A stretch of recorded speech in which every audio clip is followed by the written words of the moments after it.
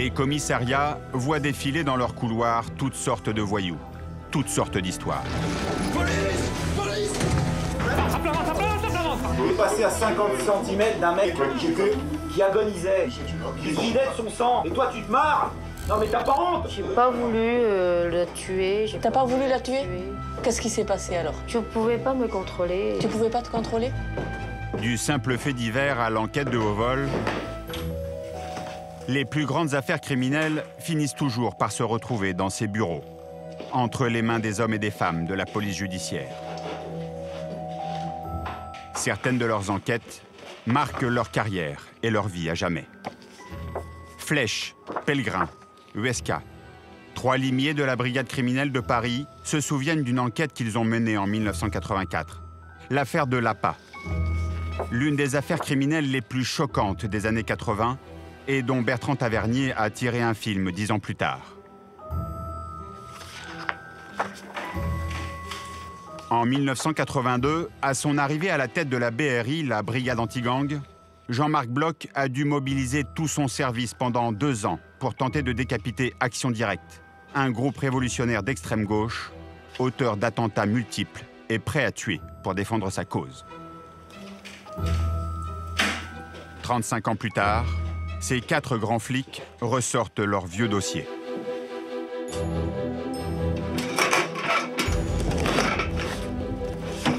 L'APA. Décembre 84, des crimes d'une violence inouïe sont commis dans les quartiers chics de la capitale.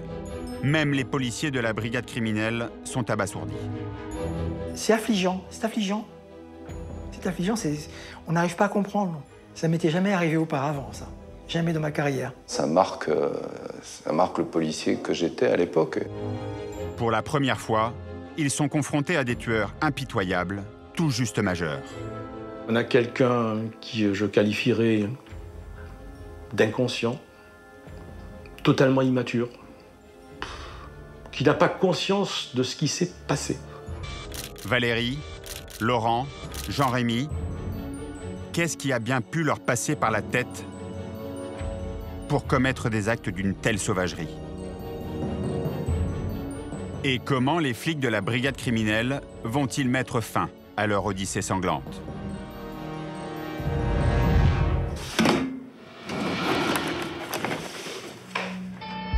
À partir de 1979, Action Directe, un groupe de terroristes d'extrême gauche, commet et revendique des dizaines d'attentats au nom de sa lutte contre le capitalisme. La police est leur ennemi. Il y a une haine de l'institution policière. Il y a une haine de tout ce qui peut représenter l'État. Pour leur barrer la route, le commissaire Jean-Marc Bloch et ses hommes de la brigade anti-gang. Ils ne s'attendaient pas à une telle violence. Une violence qui va même jusqu'à tuer des flics. Je crois qu'il y en a 2 qui ont tiré. Avec des armes de quel 9 calibre? mm Parabellum.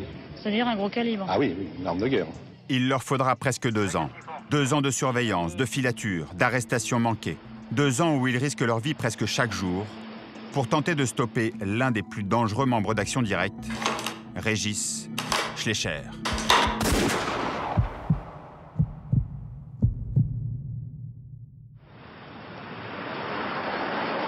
Cette histoire commence en septembre 1980. Tous les membres d'Action Directe sont sous les verrous. La police pense être débarrassée du problème pour un bon moment.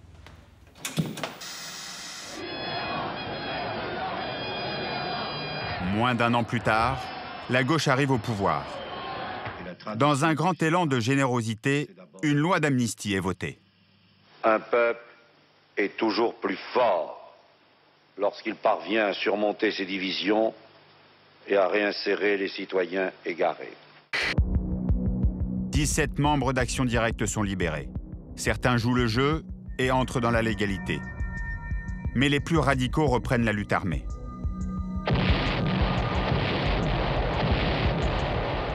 À leur tête, Jean-Marc Rouillant, Nathalie Ménigon et Régis Schleicher.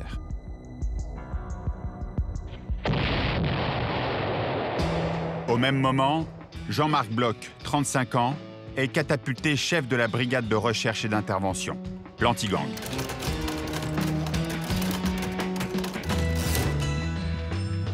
Pendant des mois, les enquêteurs n'ont pas l'ombre d'une piste. Jusqu'au jour où, enfin, un tuyau tombe.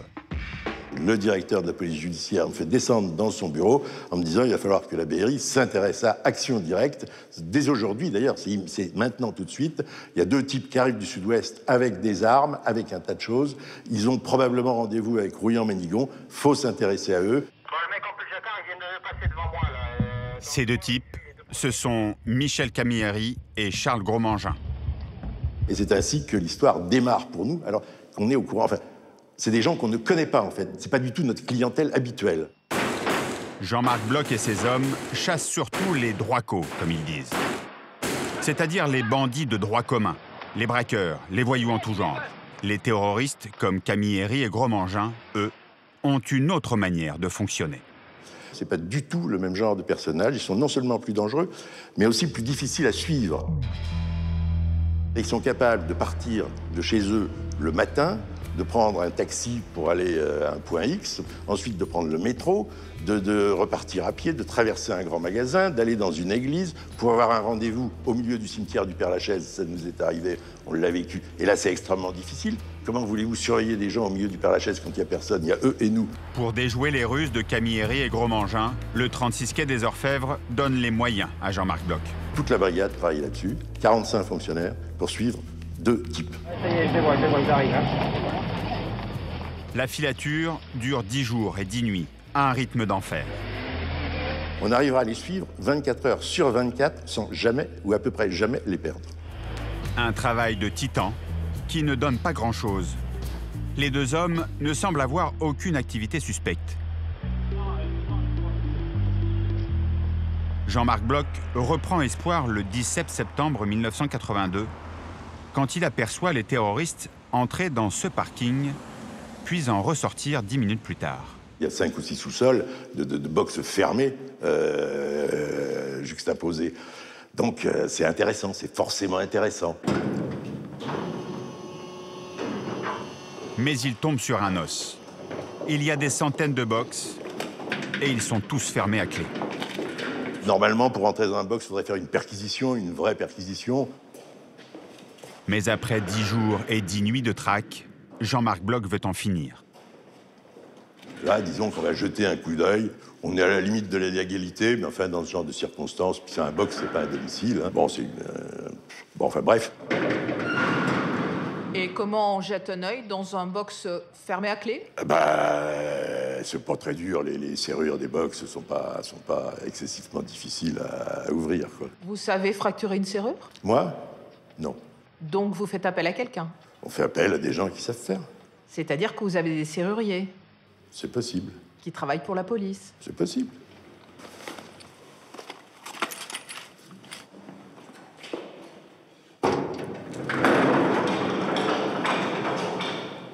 Fallait bien qu'on se démerde, hein, parce qu'on n'attrape pas des gros poissons avec du tout petit... Non, non, non, il faut savoir utiliser un certain nombre de moyens.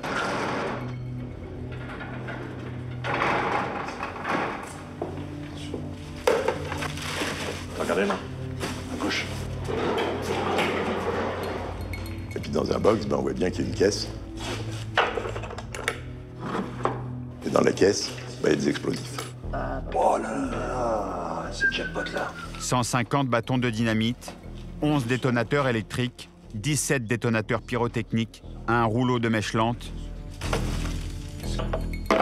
et 2 bidons de chlorate de soude, aussi appelés explosifs agricoles. Ça devient super intéressant. On décide d'attendre qu'ils reviennent au box. C'est pas compliqué.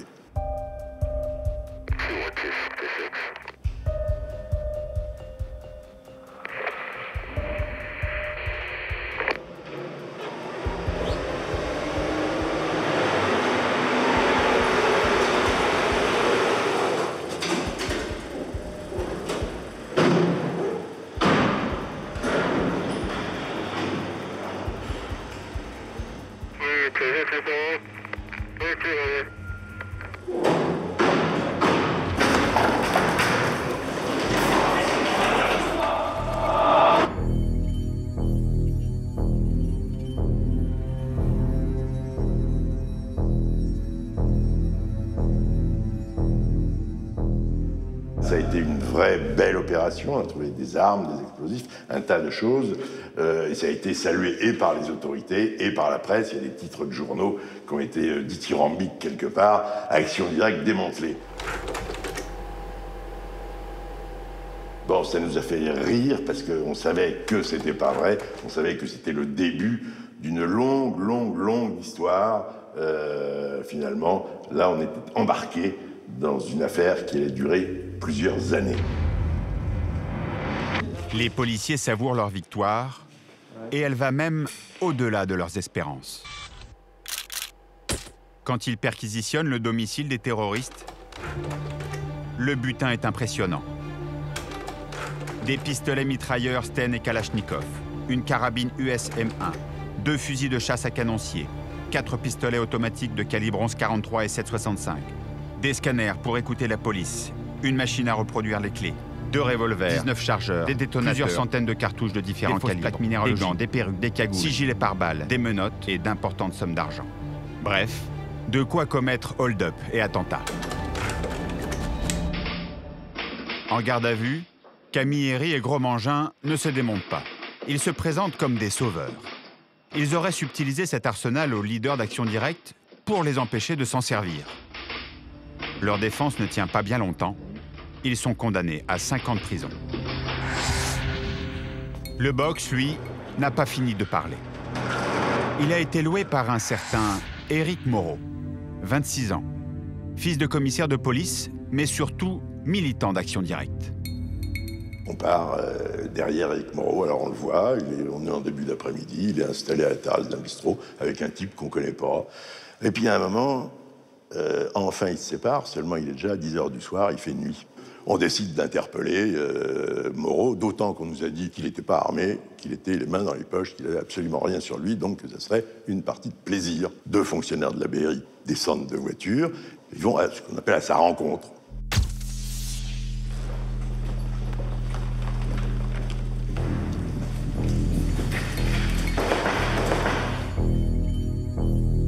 Mais rien ne va se passer comme prévu.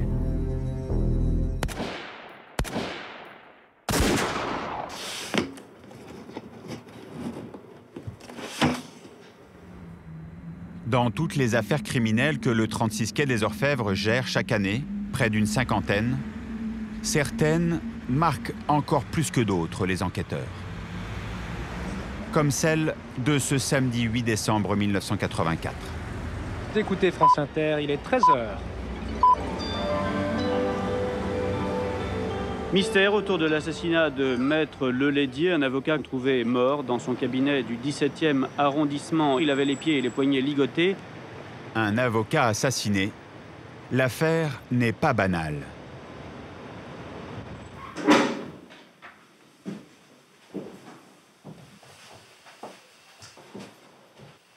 Les lions ont été fouillés, ont été mis sans dessus, sans dessous, il y a du papier partout. C'est vraiment un charivari dans la pièce. Hein, c'est...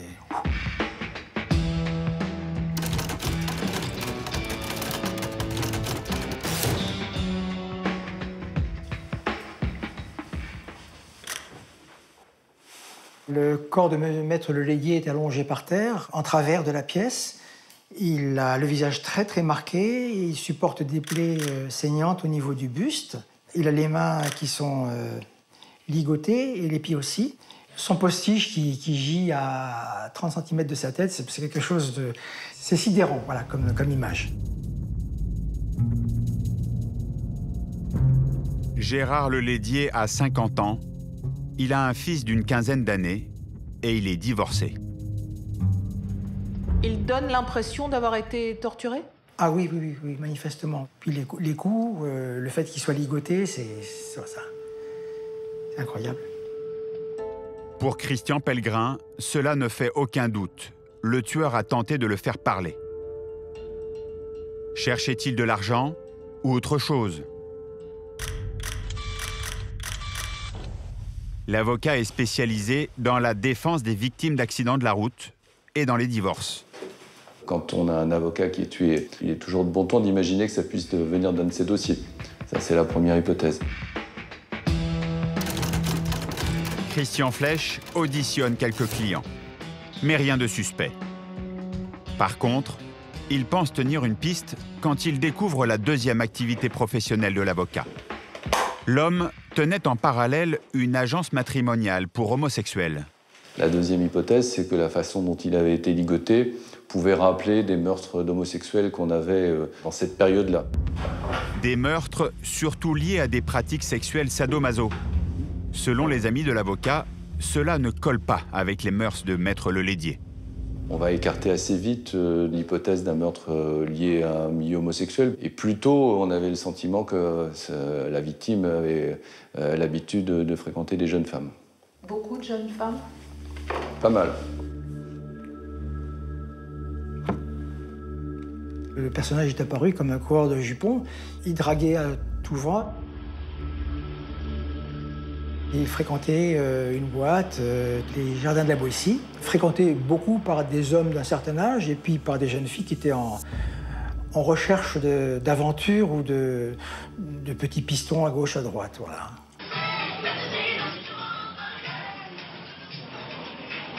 Il se faisait passer pour ayant des relations dans le milieu du cinéma, donc c'était une façon d'appâter un petit peu les jeunes femmes en question. Et puis, il concluait comme il le pouvait, hein, et rapidement, le plus vite possible. L'avocat était-il en galante compagnie ce soir-là? Il a eu sa mère vers 21h30. Il lui a laissé entendre effectivement qu'il attendait toujours quelqu'un, mais ce quelqu'un n'était toujours pas arrivé. Mais qu'après, il irait peut-être au jardin de la Boétie en sa compagnie. Il avait rendez-vous avec une jeune femme. On s'intéresse à une jeune femme, mais qui est-elle?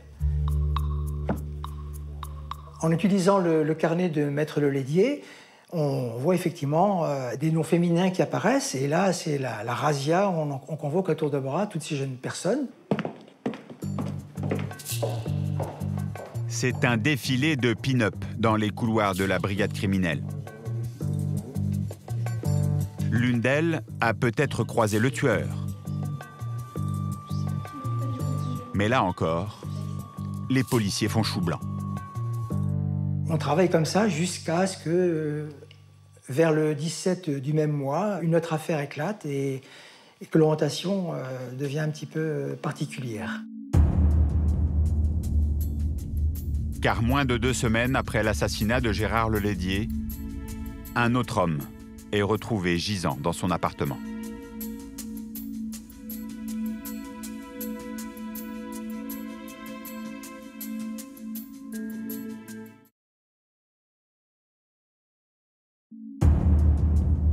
En 1984, 2 semaines après l'assassinat d'un avocat parisien, un deuxième homme est retrouvé mort dans son appartement. Il s'agit de Laurent Zarade, 29 ans, un jeune patron propriétaire d'une boutique de textile. Et manifestement, il y a un acharnement, puisqu'il y a plusieurs traces de coups d'armes blanches. Ce jour-là, c'est Jean-Louis Huesca, 33 ans à l'époque, qui est chargé de l'enquête.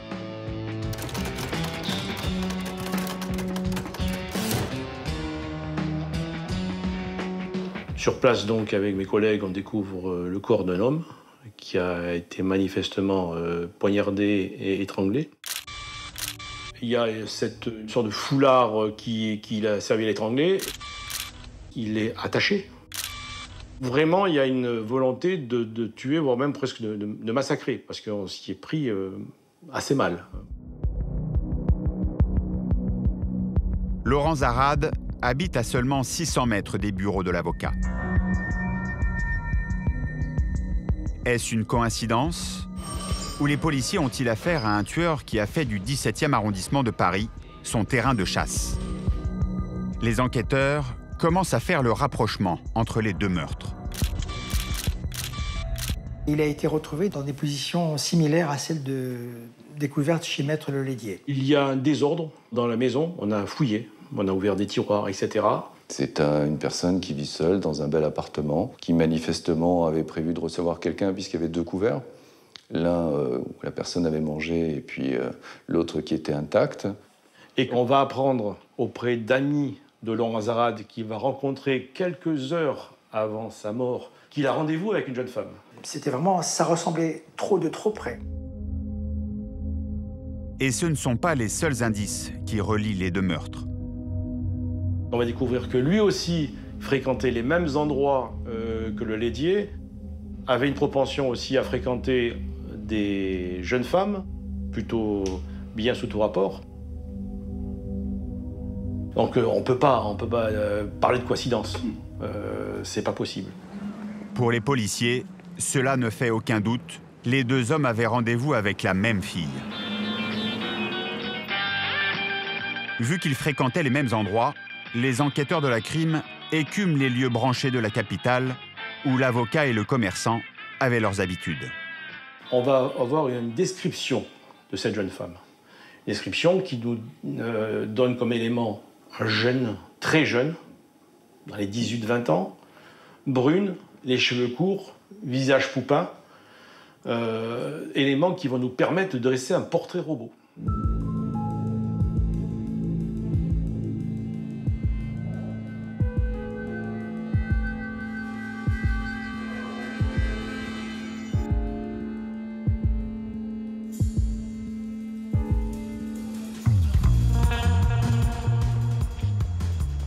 La boutique de prêt-à-porter de Laurent Zarade se trouve dans le Sentier. À cette époque, ce quartier est tenu par des centaines de grossistes du textile. Armés du portrait robot de la jeune femme, les enquêteurs passent de boutique en boutique. Seulement voilà, dans le Sentier, c'est la loi du silence qui prime. Personne n'a rien vu. C'est alors que les policiers vont bénéficier d'un petit coup de pouce peu habituel. Là, on a plus de chances que pour la première fois, ça va beaucoup plus vite, la famille nous aide beaucoup. Effectivement, Chantal Zarade, la sœur de Laurent, mène sa propre enquête. Elle connaît tout le monde dans le Sentier et en une journée, les langues se délient.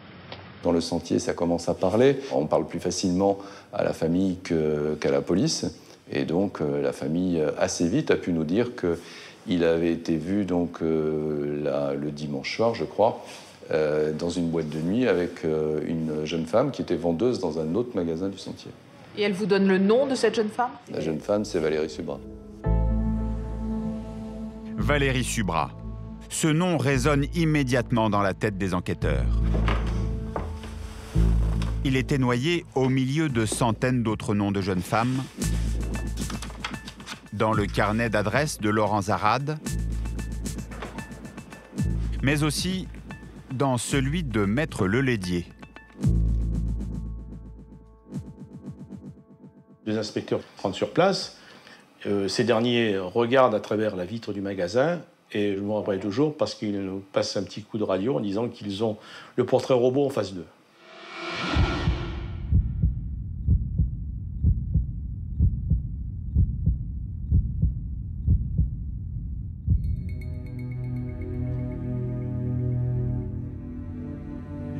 Jean-Marc Bloch et les hommes de la BRI, la brigade anti-gang, sont chargés de démanteler le groupe terroriste Action Directe. Ils ont un gros poisson dans leur collimateur, Éric Moreau. Un soir d'octobre 82, ils le repèrent dans un quartier du 20e arrondissement. À un moment, à l'angle de la rue Saint-Fargeau et de la rue Axo, on décide d'interpeller Moreau, d'autant qu'on nous a dit qu'il n'était pas armé, qu'il était les mains dans les poches, qu'il n'avait absolument rien sur lui, donc que ça serait une partie de plaisir. En fait, d'une partie de plaisir, en une fraction de seconde, l'opération vire au cauchemar. Et pour un type pas armé, il sort un flingue, puis un vrai flingue, du gros calibre. Alors moi je suis en voiture, je vois Éric Moreau le long de ce mur désert, il est en position de tir avec son arme à la main, je me dis je vais l'écrabouiller contre le mur, je vais le faire basculer sur la voiture. Mais je ne suis pas un tueur, on ne sait pas écraser quelqu'un volontairement, donc il est simplement bousculé, il tombe sur le capot de la voiture avec son flingue. Mais le membre d'Action Directe est toujours vaillant et en possession de son arme. Elle me dit là c'est pas bon, je vois le flingue vraiment sur le pare-brise de la voiture. Donc je pars pour chercher le mien que j'avais posé sur le vide-poche près du levier de vitesse qui avait glissé, bien sûr en montant le trottoir vers la banquette arrière. En me baissant, j'entends les coups de feu qui partent de derrière, de devant, partout. Dans sa fuite, le terroriste tire en direction de Jean-Marc Bloch, mais il rate sa cible La balle explose la vitre arrière.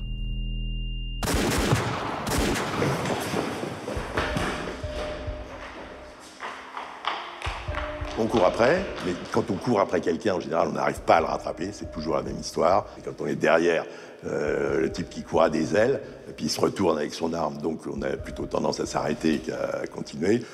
Rien à faire, on ne le retrouvera pas ce jour-là, en tout cas, ni les jours qui suivent. Jean-Marc Bloch et ses hommes sont effondrés. L'opération est un fiasco, mais surtout, des passants auraient pu être touchés.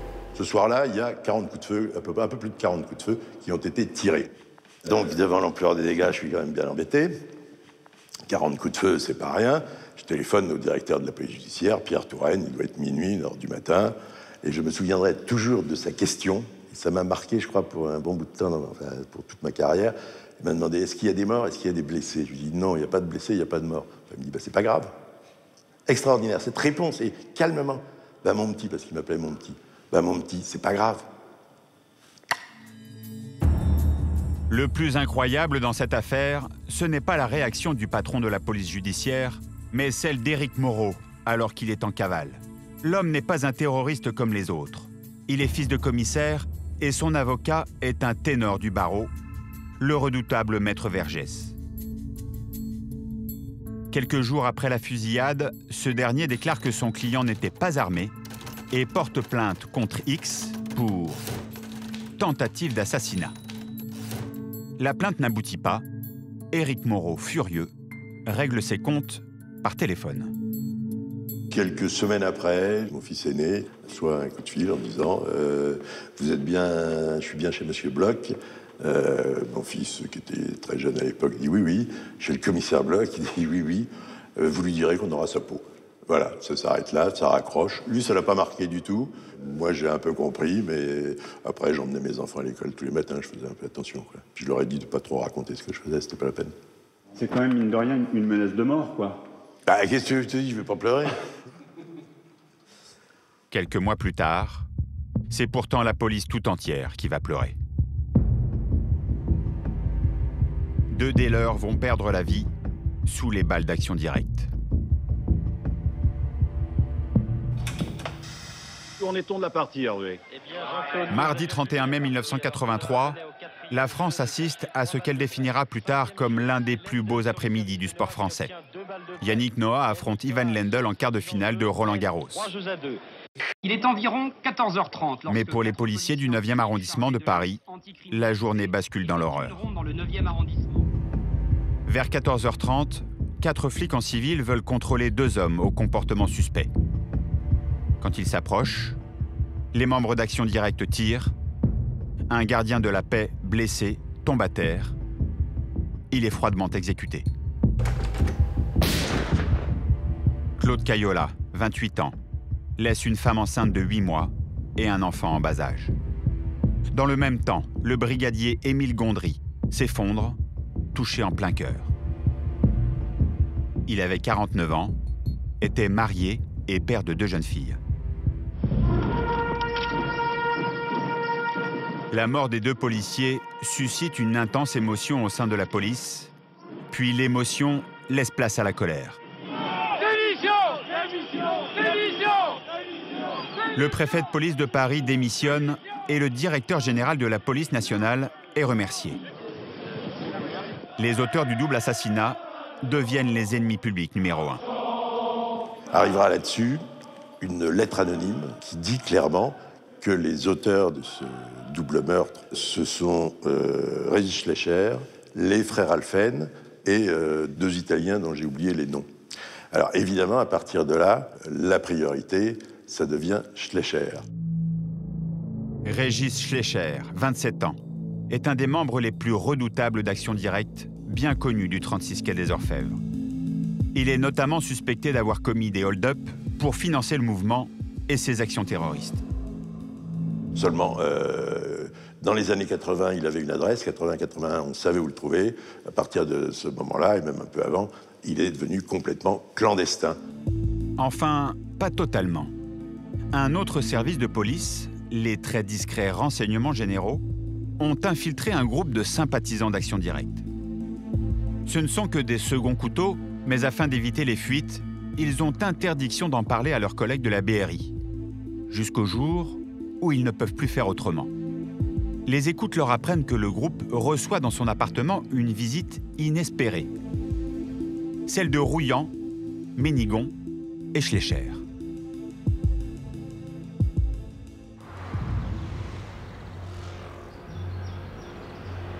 Jean-Marc Bloch et son patron de l'époque, Claude Cancès, partent les interpeller. Ça, c'est de la bagnole, je te le dis, moi. Tu montais dans sa voiture, tu vois, il y avait des canettes de bière. Non, il n'y avait pas il y avait du tabac. Des morceaux de sandwich, du tabac, évidemment.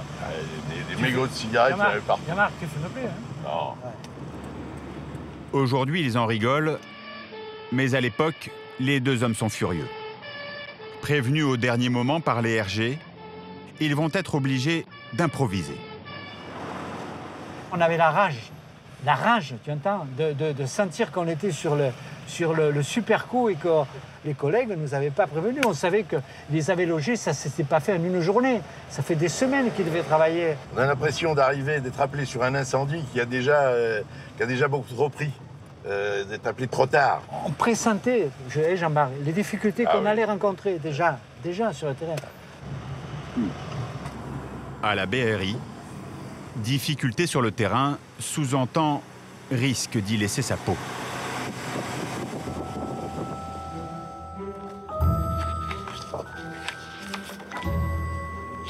Dans l'affaire de l'APA,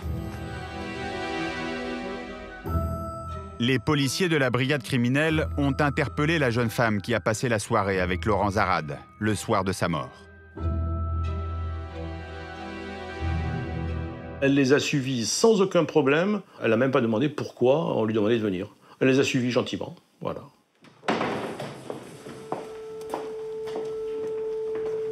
D'ailleurs, la jeune fille est tellement décontractée qu'elle déstabilise les enquêteurs. On a quelqu'un qui je qualifierais d'inconscient, totalement immature. Une gamine, quoi. Ah, et je crois que des gamines ont plus de jugeote que l'avait cette jeune femme à l'époque. Une jeune fille vraiment insignifiante, mignonne, douce, enfin, à qui on donnerait le bon Dieu sans confession, hein. Un peu naïve, en tout cas en apparence, hein.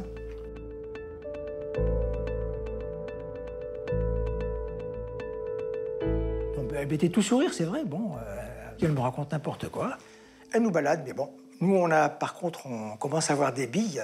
Et tout de suite, on va constater qu'elle porte des bijoux qui ont été volés à Laurent Zarade, à savoir un 3 heures Cartier, une chaîne de cou, et quand on va lui poser la question... La bague et le collier, ça vient d'où? Elle va dire que elle a un petit copain qui s'appelle Laurent et qui doit faire ça. Voilà. Et quand les policiers lui annoncent que ce fameux Laurent est mort sauvagement assassiné... Presque sans réaction. C'est ah bon? Voilà, c'est le ah bon. Manifestement, elle ne prend pas conscience de ce qu'on lui dit. Au fur et à mesure de l'audition, Christian Flech voit apparaître une faille sur le visage de la jeune fille.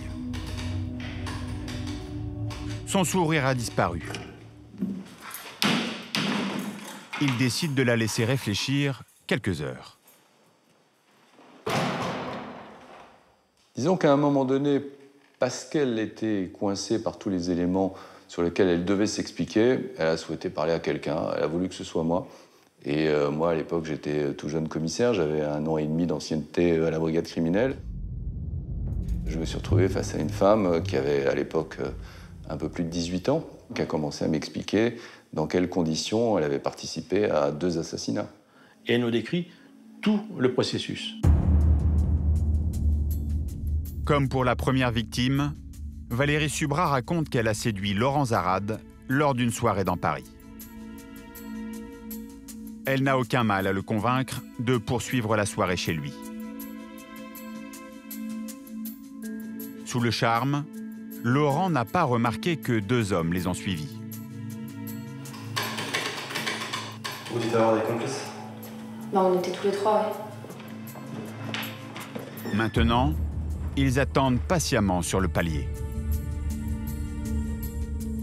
Dans l'appartement, Valérie joue son rôle de séductrice un peu capricieuse.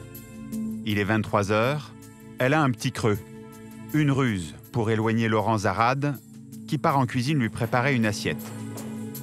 Elle passe à l'action.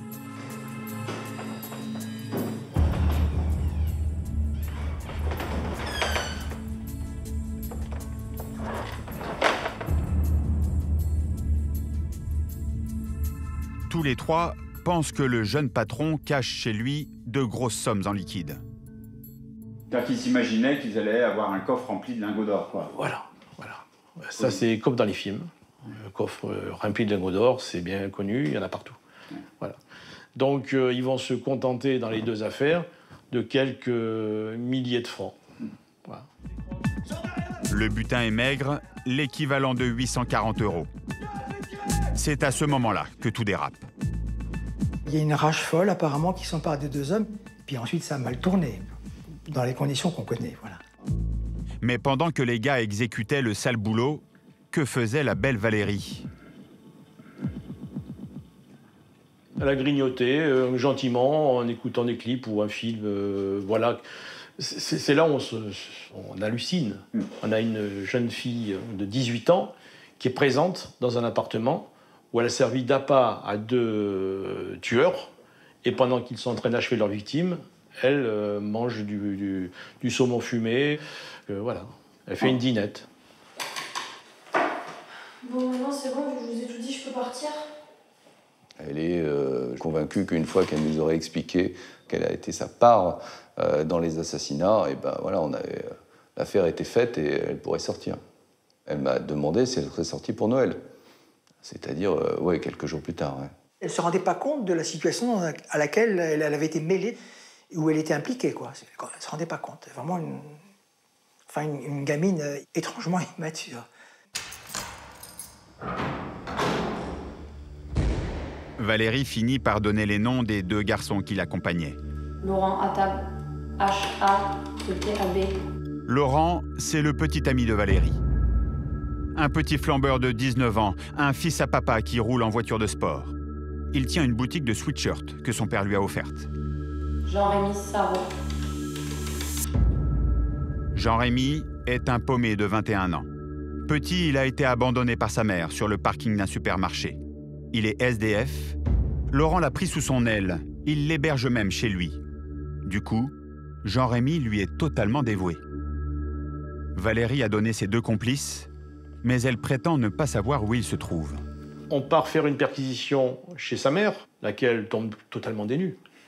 Sa fille, elle bosse dans le prêt-à-porter, elle a un petit copain très gentil, très sympa, il s'appelle Laurent Attab, sérieux, et puis voilà, donc elle voit débarquer la criminelle pour une perquisition dans le cadre d'un double homicide. Là, la mère, elle est liquéfiée, totalement liquéfiée. La perquisition ne donne rien. Les policiers rentrent au 36 quai des Orfèvres quand... On doit être aux alentours de 19 h. On reçoit un appel de la mère de Valérie Subra. Oui, bonjour, c'est la maman de Valérie au téléphone. Elle me dit qu'elle vient de recevoir la visite de Jean-Rémy Sarraud, donc un des 2 hommes qu'on recherche. Elle lui a dit que sa fille était absente pour l'instant, qu'elle allait rentrer bientôt, et donc il l'attend devant son immeuble dans sa voiture. Il est juste là. Je le vois.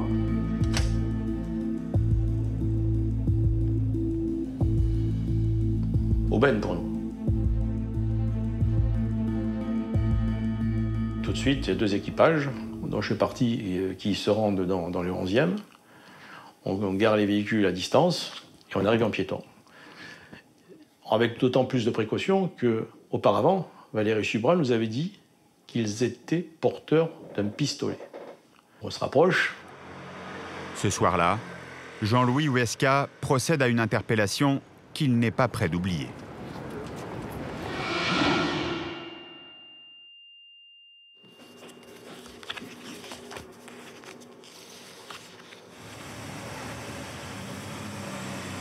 Roulez, roulez jeunesse, roulez, roulez petit bolide, en voiture dans le petit train de neige. Merci ma chérie. Allez, sympa. sont gentilles, les filles de Paris. Retour à bord de la voiture des deux anciens boss de la BRI. C'était au printemps. Ah, qu'elles sont jolies, les filles de Paris.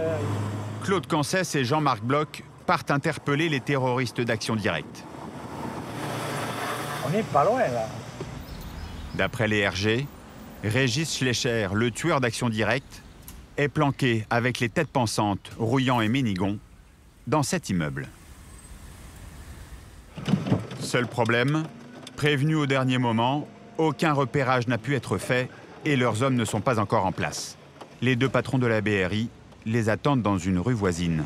Moi, je me souviens très bien, je suis en train de parler à la radio. Je demande les positions des mecs, Topaz, je sais plus combien, 20, position, Topaz 32, nanana. À la sortie de l'immeuble, on va se les choper.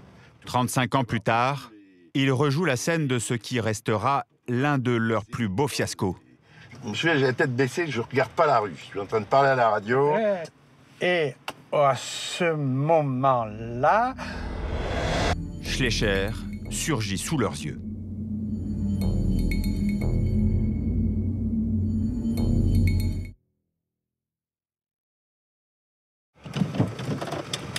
Février 84, les patrons de la BRI, Jean-Marc Bloch et Claude Cancès, s'apprêtent à interpeller les membres d'Action Directe.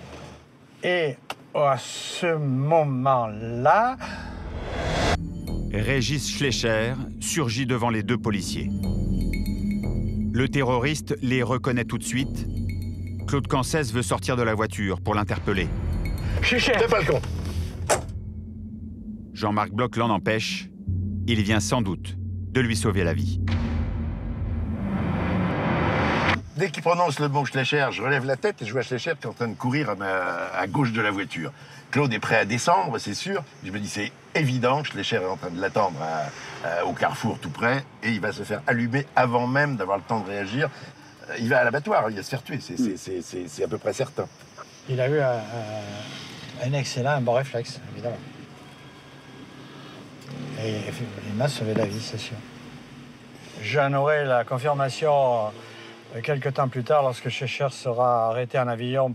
Il dira à Jean-Marc, il me le redira à Paris lorsque je le reverrai. Oui, vous étiez mort si vous descendiez de voiture. Et il me dit cette phrase que je ne suis pas prêt d'oublier. Oui, si ma liberté passe par la mort d'un flic, je tire. Schleicher a prévenu ses amis. Les trois terroristes quittent l'immeuble. Ils sont sortis de l'immeuble et on tourne un peu dans les rues pour voir où ils peuvent se trouver. On arrive par cette rue et c'est à ce moment-là qu'on les retrouve, on les voit, ils passent devant l'école, ils regardent partout, à droite, à gauche, devant, derrière. C'est l'heure de la récréation. Les enfants sont en train de jouer, il n'est pas question d'intervenir là. Les enfants leur servent de protection. Ils disparaissent de notre champ de vision. On les perd de vue au bout de la rue. On les perd de vue, hein, tout de suite, très vite. Sors de là, sors de là, sors de là. Les trois terroristes braquent un automobiliste et se volatilisent. C'est une opération complètement ratée, complètement foirée. Et Schleicher, on ne sait pas où il est. Face à ce nouvel échec, Jean-Marc Bloch décide d'abattre sa dernière carte. Elle se trouve dans cette librairie du 13e arrondissement. La gérante est une anarchiste de 52 ans, Eliette Bess, la Mamma. Eliette Bess, c'est celle qu'on surnomme la Mamma. C'est leur mère spirituelle. Elle a un rôle de pivot. C'est elle qui peut servir d'intermédiaire entre les uns et les autres pour fixer un lieu de rendez-vous commun, etc. C'est l'agent de liaison qui peut voyager sans trop risquer de se faire arrêter. Elle n'a rien fait, elle n'a pas commis d'attentat, elle n'a tué personne, etc. Jean-Marc Bloch le sait, Eliette Bess les mènera tôt ou tard à Régis Schleicher. Mais quand et à quel prix? Un mois après l'échec de Levallois, les hommes de la BRI se lancent dans une filature rocambolesque. La Mamma prend le train pour Strasbourg. 8 hommes la surveillent dans son wagon. Quant à Jean-Marc Bloch, il arrive en voiture. C'est usant, ces gens-là sont usants. Puis elle quitte la ville et les emmène en pleine cambrousse. On va vers Saverne. Alors, je ne sais pas si vous connaissez Saverne, mais on est dans les Vosges, en fait. Dans le massif vosgien, les radios passent plus, là, on est paumé. On traverse des villages, on ne sait plus où on est. Enfin, Puis nous, on est parisiens, notre domaine d'action, c'est Paris, la banlieue parisienne. Après 2 jours de voyage, Eliette Bess rentre à Paris. Mais la Mamma n'a pas fini de les faire courir. Une demi-heure après ou 1 heure après, la Mamma, elle ressort de chez elle avec un sac de voyage. Bon, moi, j'étais en voiture, j'étais en train de rentrer chez moi pour retrouver ma famille. Et la voilà qui va vers la gare de Lyon. Évidemment, je fais demi-tour. Hop. Et rebelote. Une équipe monte dans le train avec Eliette Bess, direction Marseille. Le commissaire Bloch, lui, repart en voiture sur les chapeaux de roue.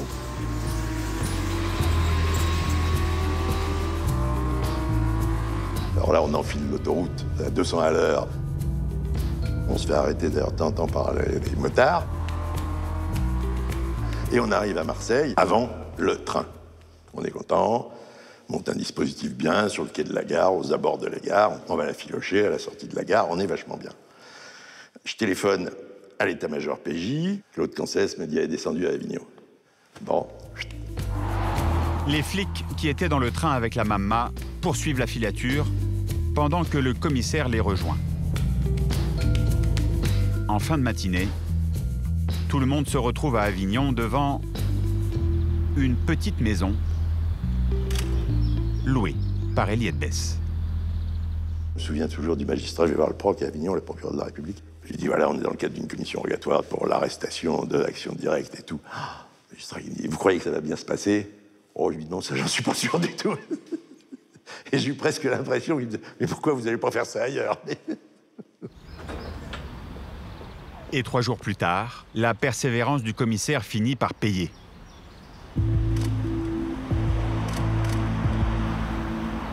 Eliette Bess s'absente et revient accompagnée d'une bonne surprise. Régis Schleicher en personne. Mais un détail attire l'attention des policiers. Schleicher a les mains dans les poches, il ne quitte jamais les mains de ses poches. Ça veut dire qu'il est armé, et ça on le sait par expérience quelque part. D'un côté il a un flingue, de l'autre une grenade. Donc l'interpellation dans la rue c'est jamais très facile. Donc on le laisse entrer dans la maison et on donne l'assaut de la maison.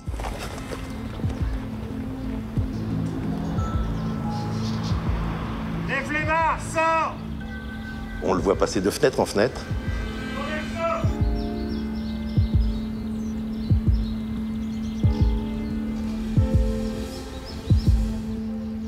Là, on le voit, il retire sa veste, il retire sa chemise, et il le fait très visiblement. Avance! Avance, couchez! Couche-toi! Couche-toi! Il ouvre la porte, il sort les mains bien dans l'air, il est torse nu. Couche-toi!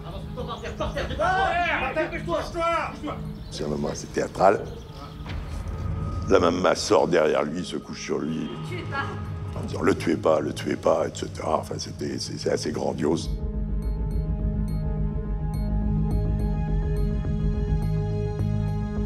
Contre toute attente, l'arrestation est un coup de maître. Le commissaire a cependant une petite sueur froide.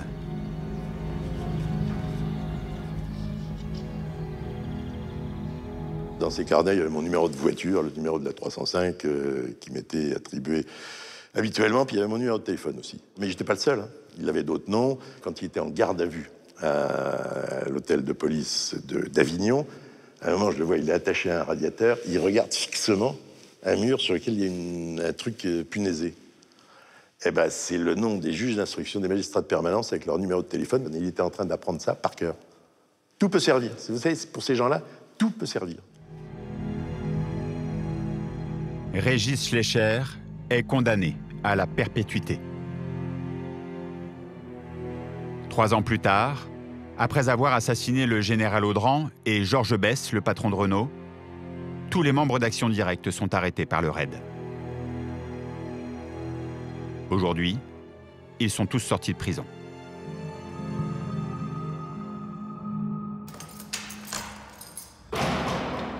L'enquête sur l'affaire de l'appât est en bonne voie. La jeune et jolie Valérie Subra a donné ses 2 complices. Grâce à la mère de Valérie, les policiers en ont localisé un, Jean-Rémy Sarraut. Mais il est probablement armé. L'arrestation risque d'être sportive. Et pour éviter tout usage d'une arme, s'il en a une, on va l'extraire par la fenêtre de sa voiture.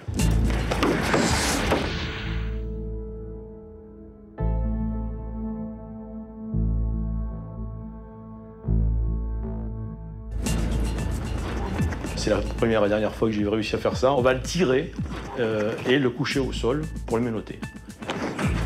Jean-Rémy Sarraut n'oppose aucune résistance. Mieux, il indique aux policiers où se trouve son complice. Laurent Attab est interpellé dans la foulée. Et tout ce beau monde a été conduit au quai des Orfèvres. Maintenant, une question se pose. Pourquoi une telle folie meurtrière ? Le maître d'équipe, c'était Laurent Attab. C'était la pièce maîtresse du système. C'est quelqu'un qui naît sous une très bonne étoile, parents fortunés, aisés, qui vont tout lui passer. Hein. C'est-à-dire que ça va être un enfant gâté, il a toujours la plus belle voiture, toujours les plus belles filles à son bras. Beau gosse, voilà, donc tu as tout pour lui. Puis il va arriver un moment où tout se casse la figure pour les entreprises de son père. Donc plus d'argent dans la famille, lui-même, sa société périclite, et du jour au lendemain, il n'a plus rien. Laurent explique aux policiers que l'argent volé devait lui servir à se relancer dans les affaires. Il voulait partir aux États-Unis, créer sa propre marque de prêt-à-porter. Pourtant, les 400 € extorqués à Maître Lelédier ne vont pas vraiment être mis de côté. Leur affaire terminée, ils ont récupéré tout ce qu'ils pouvaient récupérer. Ils vont partir dans une boîte de nuit.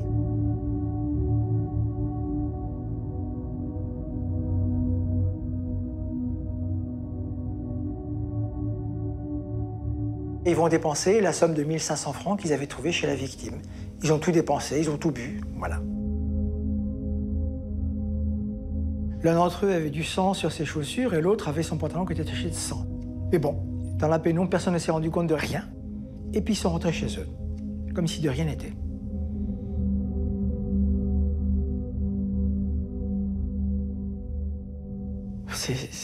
C'est affligeant, c'est affligeant. C'est affligeant, on n'arrive pas à comprendre. On ne peut pas comprendre qu'on puisse tuer quelqu'un et puis ensuite aller faire la fête et puis ne pas réaliser, et puis faire comme si rien ne s'était passé. Voilà, c'est vraiment étrange. Ça ne m'était jamais arrivé auparavant, ça. Jamais dans ma carrière. Où était passée cet après-midi la jeune fille de 18 ans, coquette et décidée, qui séduisait ses victimes pour mieux les perdre? Les traits tirés, sans maquillage, Valérie Subra a éclaté en sanglots devant la cour. 3 ans plus tard, lors du procès, tous les projecteurs se braquent sur Valérie Subra. Va-t-elle écoper de la même peine que ses 2 complices? Elle n'a pas de sang sur les mains, mais l'avocat général n'a pas de mots assez durs pour qualifier son rôle. Vous êtes la plus perverse des 3, lui lance l'avocat général, la plus dangereuse. Vous êtes celle qui conduisait les victimes à la mort. Ces larmes n'attendrissent pas les jurés. Les 3 accusés sont condamnés à la réclusion criminelle à perpétuité, avec des peines de sûreté de 18 ans pour les garçons et de 16 ans pour Valérie.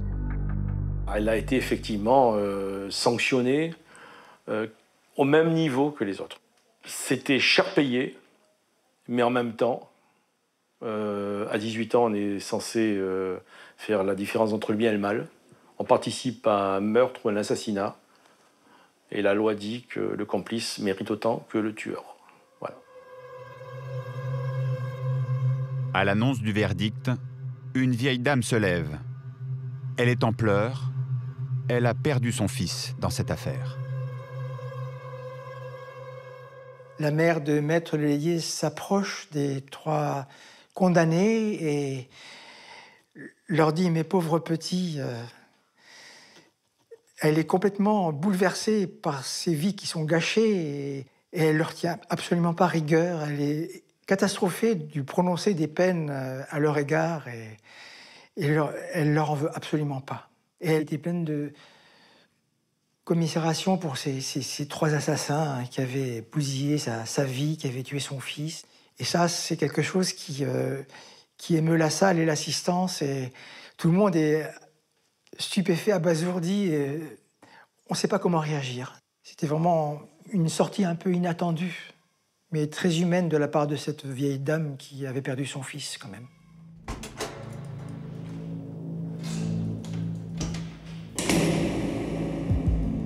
Valérie Subra a été libérée en 2001. En prison, elle a obtenu son bac et a décroché un BTS en communication d'entreprise. Elle est mariée, a 2 enfants et vit aujourd'hui à l'étranger. Laurent Attab aussi s'est exilé après sa sortie de prison en 2003. Il a coupé les ponts avec tous les membres de sa famille.